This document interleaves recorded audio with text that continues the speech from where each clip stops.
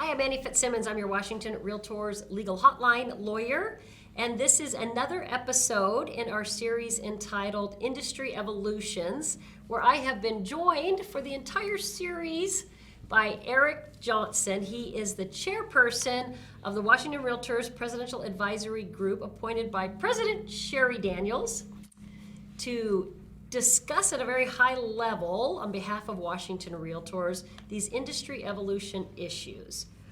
So our final discussion topic in this series is the revisions to the Form 1A, the statewide Form 1A exclusive, and 1B also, Form 1A and 1B, the listing agreements that are the statewide form listing agreements.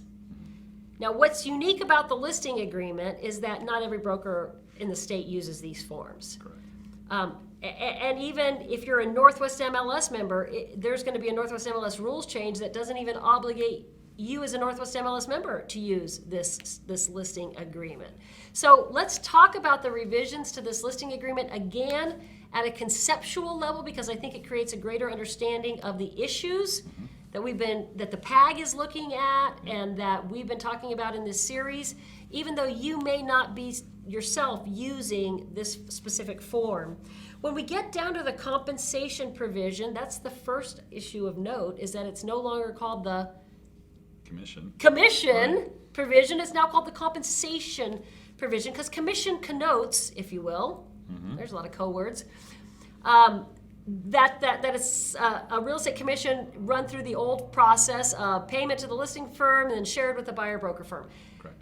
The listing agreement as it's revised, the statewide form listing agreement as it's revised, eliminates the seller's share, the seller payment of compensation to the listing firm, which the listing firm must then share with the buyer broker's firm. And instead it creates two separate direct obligations from seller. Seller is going to directly compensate the listing firm and directly compensate through an offer of compensation to the buyer broker firm.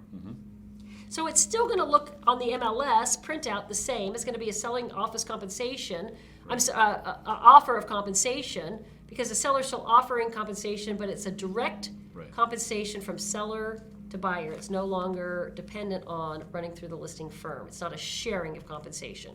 Right. That's significant to some of the issues presented, again, that were discussed in the first two episodes of this series, kind of the national landscape, the lawsuits that are out there pending. The seller is not being required to pay compensation to the listing broker that will then be shared, even unwittingly to seller, with the buyer broker's firm. Instead, the seller is making their own intentional decision to compensate the buyer broker.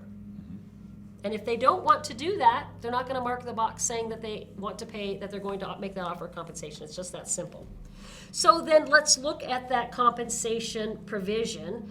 Subparagraph A of the compensation provision identifies the amount of compensation that the seller will pay to the listing firm if the seller sells the property and the sale closes, or the seller sells the property and the sale fails to close due to seller's default. Right. But there's an interesting sub-provision, Eric, and it deals with unrepresented buyers. And we need to look at this provision specifically. Okay. The language here says, if the buyer is not represented by a buyer brokerage firm. How would that happen, Eric? How would we have a buyer who's not represented by a buyer brokerage firm? If they just came in an open house and said, I want to buy the house. Okay. I don't have anybody representing me, and I'd like to buy this house. Okay. Does that ever happen? Yeah. That happens. Yeah.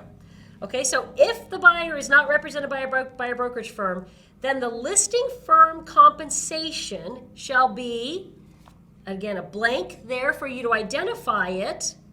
And if there's nothing written in that provision, then the default says equal to the amount in the section above, which is the basic listing firm compensation.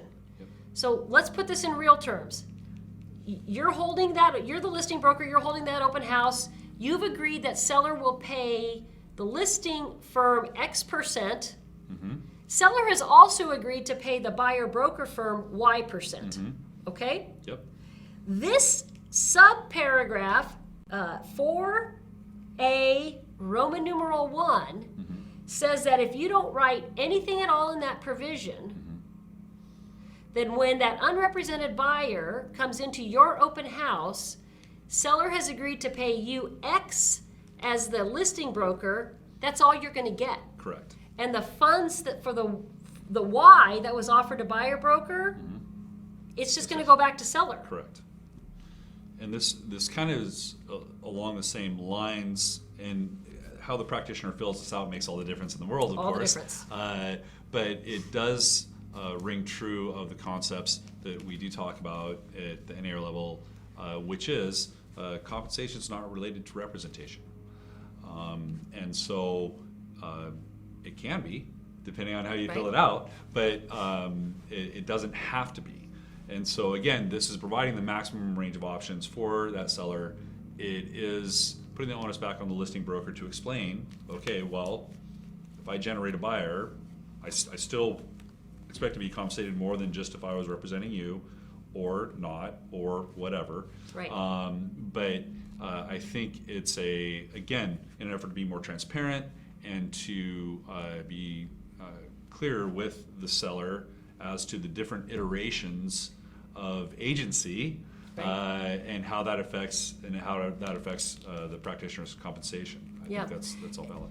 And this is probably the biggest distinction between the offer of compensation running through the listing firm to the buyer broker firm versus being two separate offers of compensation. Because we all know that prior to October 3rd of this year, when compensation is offered to the listing firm and then shared with the buyer broker's firm, if there's an unrepresented buyer, then seller's going to pay how much compensation? Does the total amount? The total amount. Yeah, and seller has no say in that, right? Correct. They've already agreed to that total. Well, they have say. They signed the listing agreement, but that's the structure of the listing agreement. Correct. This listing agreement requires listing broker and seller to discuss at the time that the listing comes in exactly what Eric just said. If I bring a buyer, here's the extra work I'm going to do, and here's why I should be compensated more. Here's why I don't need to be compensated. Whatever the conversation is, you're going to have that conversation now, listing brokers, at the time you take the listing. Yep.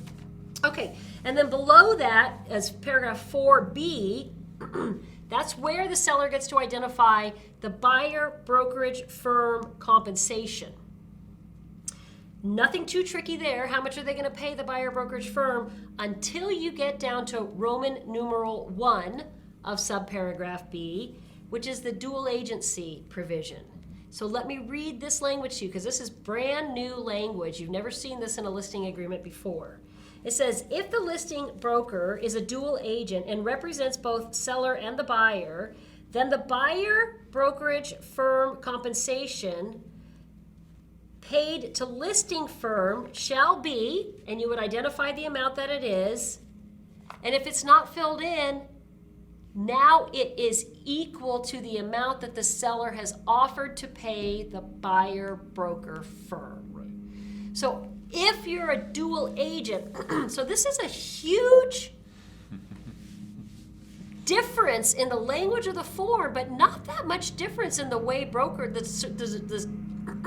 the work that the listing broker is going to be doing. Sure. But brokers, if you don't understand the distinction and whether you are or are not a dual agent, you're going to fall into a bad trap here. So remember, you're not a dual agent unless you have a written buyer agency agreement and a written listing agreement. So you have to have a written agency agreement with both seller and buyer before you're a dual agent. If you're a dual agent, only then do you drop down to section 4B, Roman numeral 1, and only then are you entitled, without saying more, to both the listing firm compensation and the buyer broker firm compensation. But listing broker, if you're representing the seller exclusively but writing the offer for the buyer, and you don't change any of the language in paragraph 4A, Roman numeral 1, then you're only entitled to the listing firm compensation. Huge difference in compensation Relatively small difference in the amount of work that you're going to do. Some, but relatively small difference in the amount of work that you're going to be doing. Pending, yeah. Well, that's true, because you might have been doing a whole lot of work Right. with the Who buyer knows? before they ever found a Yeah, house. who knows, right? Yeah, that's true. That was a Yeah. silly thing to say. Yeah. I'm still assuming that we've got the buyer who just walks into the open house for the first time, and that's where you Because that meet happens them. all the time. Right. No, it never. I mean, it happens every now and then. Yeah, it does happen every now and then. Usually it's a lot of work. That's true. That's So- true. Well, and I'm glad that you brought me around to that point, because that justifies the difference in the form. Sure, absolutely. And so, because I think it allows for, like, okay, if they come in and there's a non-agency, in other words, I don't have a buyer brokerage agreement with them, but they want to buy your house, this is what it would be. And if I am going to represent them in an agency capacity, here's what it's going to be. So it's Or not only if I'm going to, but if I have If I been have- representing right. them. We've And- looked at every house in this county for Right. the last 6 months. Sure. They finally Right. found your house and they want to buy it. right. And so, again, it is making it a little bit more complex, right, for us to explain, Right. but it's also forcing us to be more thorough in our explanation, and by default, having us understand it better, That's exactly right. right? Which is the purpose of a lot of these changes. It's like, we should know agency law and be able to articulate that to our clients verbatim. We get paid a lot of money to do what we do. You know, by end of the day, big picture, and I think it's a fair ask to be like, okay, well, explain all this to me. This is why. Right. Yeah. That's right. This is how come we've earned that big Yes, compensation. absolutely. Okay, and then the very last provision goes directly to the heart of one of the DOJ NAR concerns. The very last provision in paragraph 4, and it's paragraph 4B, Roman numeral 2. It's entitled Non-Member Buyer Brokerage Firm. And it says, if checked, so now the seller's going to have to actually check a provision, or listing broker walking through the form with the seller. If checked, the offer to pay buyer brokerage firm compensation shall extend to licensed brokerage firms that are not members of this MLS. So Eric and I are in different MLSs. I'm the listing broker. He's got a buyer, but he's not a member of my MLS. If the seller has checked that box and Eric calls me and says, hey, Annie, I have a buyer who wants to see your house. No, I don't have an MLS key. I'd like to get access to it. Can I get compensation if I bring a ready, willing, and able buyer? If the seller has checked that box, then the answer to Eric is absolutely bring your buyer. We want as much exposure as possible. Right. If that box is not checked, then Eric's going to have to negotiate with whom? The broker. Yeah, well, Right. the Or buyer, the buyer, yeah, or right, the seller right, for yeah, compensation, Yeah, right? Yeah, no, absolutely. And this is, again, something that doesn't happen a lot, but when it does happen, there's difficult conversations going on, That's right? From the brokerage to the buyer broker, from the brokerage to the seller, saying, well, how do you want to handle this? That's right. Is this in their area of expertise? Is there, there's all sorts of variables that come into play there, and address, going through that scenario, even though it's a low percentage scenario, ahead of time is the purpose of the form. Where, right. again, we should know our business and be able to explain, hey, this is unlikely to happen, but if it does, we want to address it now. How do you want to handle it? That's right. Here are And- the pros and the cons, Yes, right? absolutely. Here's why it makes sense to offer as broad exposure as possible, but then there could be issues, as Eric just mentioned, of the buyer broker not even knowing the area. Right. So let's talk about it. And a lot of sellers are going to have conversations with a lot of listing brokers around this topic, and the issue will never present itself in real life. Right. But having that conversation up front means, broker, that you have created transparency with your seller around these issues. And the question of providing the broadest exposure even to non-members of your MLS. Right. Anything else? Well, and all of this, I think, when you break all this down into a larger picture, this is all an opportunity to become more credible with our clients. Ooh, I like that. Right? And be like, whoa, this is a lot more complex than what I thought it was. I thought that was just, I sign paperwork and you sell and everyone gets by, I just go on my life. And it's like, well, no, there's some scenarios that can present themselves that are, that we want to talk about that ahead of time. That's right. And I think that if I'm a consumer, that's going to put me at ease that, oh wow, this wasn't just a 5-minute deal. I signed some paperwork and you take off and put a sign in the yard. It's like, oh, we actually had a conversation about what you do and what happens if. That's right. And those are all good things, I think. And it also, I agree with you, first of all. I'm sorry, sounds like it was moving on too fast. 100%. That's so important. I also like the fact that it puts questions like this last one, the compensation to the non-MLS member. It houses that decision-making power in the seller. Yes, versus the broker. Exactly. Because in today's world, prior to this change, it's in the exclusive jurisdiction of the seller. The broker, the listing broker. The seller's already offered to pay X amount to me as a listing firm. Now, am I going to be willing to share it with an out-of-area broker? And that is, and that, as a member, our job is to do what's in the member's best interest. And you can make a pretty strong argument that this is in the member's best interest to have that be the seller's decision versus the member's decision, in that if it comes under scrutiny, that's right, from the powers that be, that we can kind of wash our hands saying, listen, I explained this, they checked this box, that's why we're doing it this way, and that's what the seller made that decision. That's right. And that's and I know some of you out there are like, oh God, this seems harder, and it's like, yeah, it is a little, but there's a reason for that, because if we don't explain it to this level and don't break it down and don't give the seller those maximum options to make the appropriate decision for them,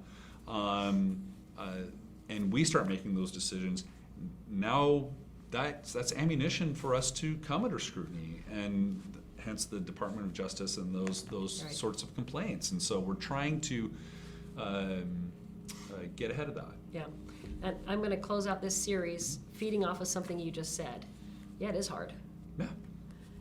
You've been in this industry for 27 years. I've been the hotline lawyer for more than 20 years. Have you seen this industry go through something that's hard before? Yes.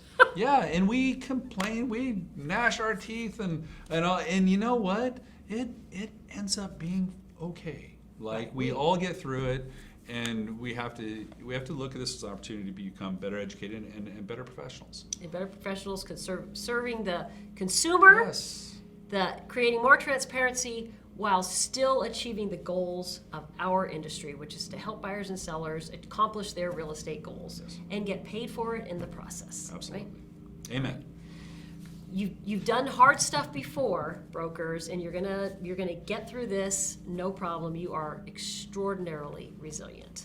And I am proud to be the Washington Realtors Legal Hotline lawyer, because you prove over and over again that you are up to the task. So if you have a question on anything we've talked about in this series or anything else, please visit warealtor.org and ask me a question through the Legal Hotline link. Thank you so much for being a Washington Realtors member.